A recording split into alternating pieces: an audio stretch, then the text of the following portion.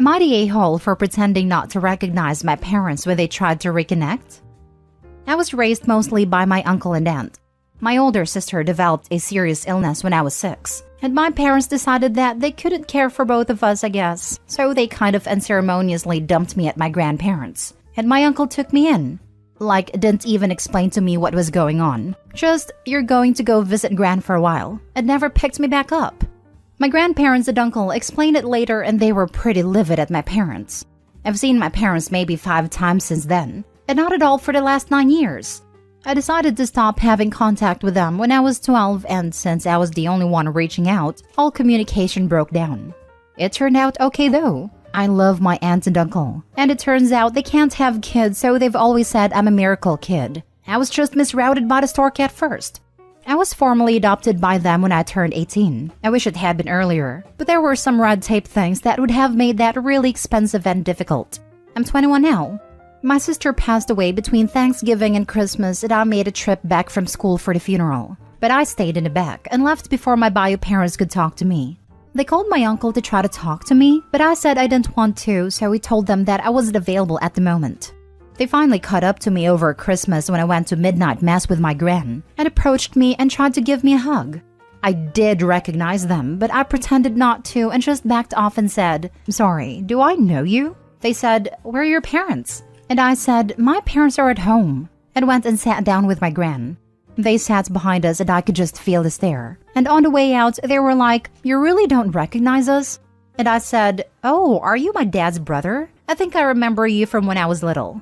My gran thinks they deserve it trying to come back to me like nothing happened. But they wrote me a long letter about how hurt they are, and how I should understand that they were trying to do the right thing, and how they'll always be my parents and I can't change that.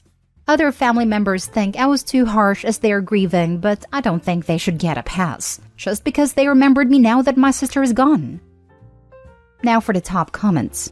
Not the a-hole. "Are you my dad's brother?" was pure class. And it's technically correct with the adoption. Not the a-hole. And I said, "Oh, are you my dad's brother? I think I remember you from when I was little." This was petty AF, but so much deserved, and I'm applauding you all the way for it. I'm glad that you ended up with parents who love and cherish you. Also, you were adopted, so they aren't your parents. Notice how in their letter they only focused on themselves, how hurt they were. Then, they had the audacity to tell you how you should be and feel.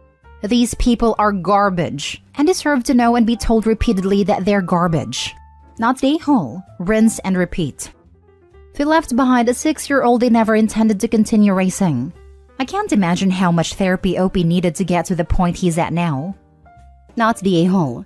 They'll always be my parents and I can't change that. But they could change that, and they did. They didn't act as parents for 15 years.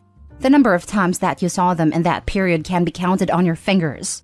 There's no relationship there to salvage. Relationships are built in trust, and they broke that well and truly.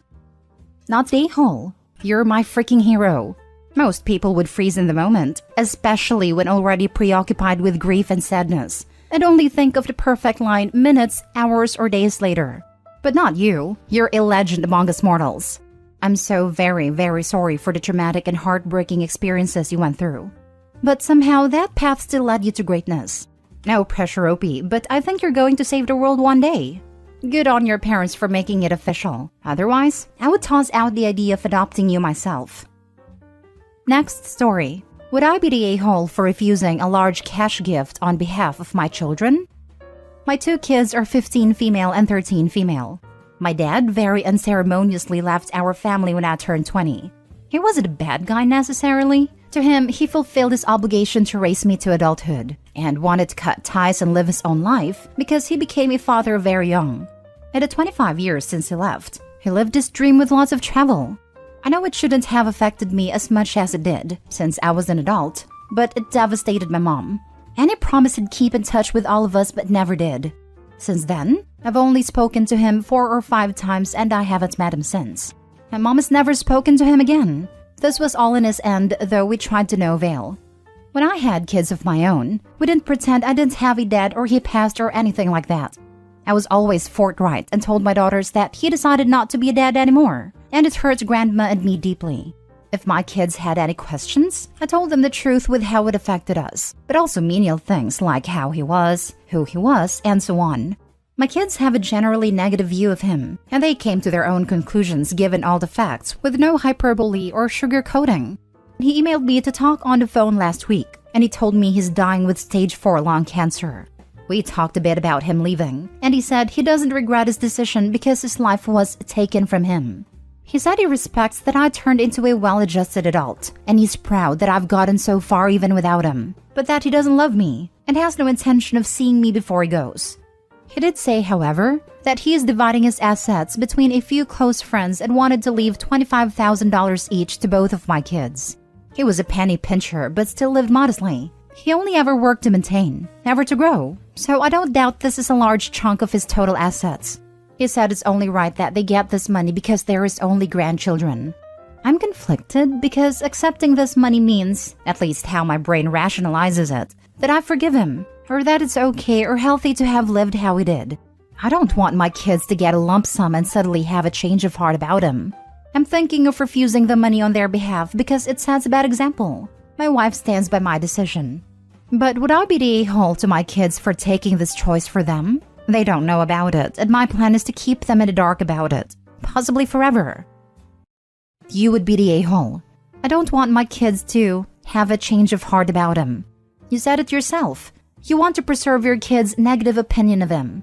That's very selfish of you. You want to ensure he dies without ever having done one single nice thing for your kids. Out of spite, you're going to punish your kids because of being mad at your father. And if your kids ever find out, you're the only one they'll be mad at. Sounds like a bad idea to me. Also, taking someone's money doesn't mean forgiving them. He didn't ask for forgiveness, and you're not giving it. He is just a dying man who is putting his affairs in order, and your kids can benefit. The kicker is, Opie's tentative plan to never ever tell his kids about the decision he's making on their behalf. He wants to feel completely in control of his father's forgiveness, but he's too much of a coward to let his kids decide whether to forgive him. Pretty shameless in my opinion. This is an excellent point. He's all brutal honesty about someone else's actions, yet he doesn't want his kids to know what he does. Imagine these kids years from now, finding out they could have an extra $25,000 plus accrued interest to help them with college or trade school, and here their dad is thinking selfishly. Because they will find out. People always find out. If Opie is well-to-do enough that $25,000 is a day's worth of interest, sure. Opie can't deny that because the benefit to the kids would be negligible. If, however, $25,000 is the difference between them needing to take out student loans or having a down payment for a house, Opie would be a massive a-hole for denying his kids this opportunity out of spite. I don't think I'd be able to forgive my father for sabotaging my future for his ego and pride. Next story. Am I the a-hole for not inviting my sister on my trip to Disney World? I, female 33, am planning a trip to Disney World with my 9-year-old daughter. As a single mom, I've saved for this trip for years. My daughter adores all things Disney and want to give her at least one vacation that she can remember fondly. I scrimped and saved for this, and it's a long time coming, but the look on her face when I told her we're going to Disney made it worth it. My sister, female 28, and I were close before I had my daughter. My sister is aggressively child-free, to the point where she wouldn't even watch my daughter so I could shower because I have no obligation to provide free babysitting, which has caused a strain in our relationship. Even little things like Christmas gifts / birthday presents she refuses to do, since she, my spawn, isn't her responsibility. Her words, not mine. I even had to take my daughter with me to the ER back in 2020. Because my sister refused to watch my daughter when my appendix ruptured and I had exhausted all other options. I've been distancing myself from my sister since, but somehow she caught wind of the Disney trip. My sister is a self-proclaimed Disney addict. Ever since she started working a real job, she's been going on expensive trips to the parks. I even think she's an annual pass holder despite living in Chicago. Regardless, ever since she heard about the trip, she's been asking to go, saying that it'll be a fun bonding experience for all us girls.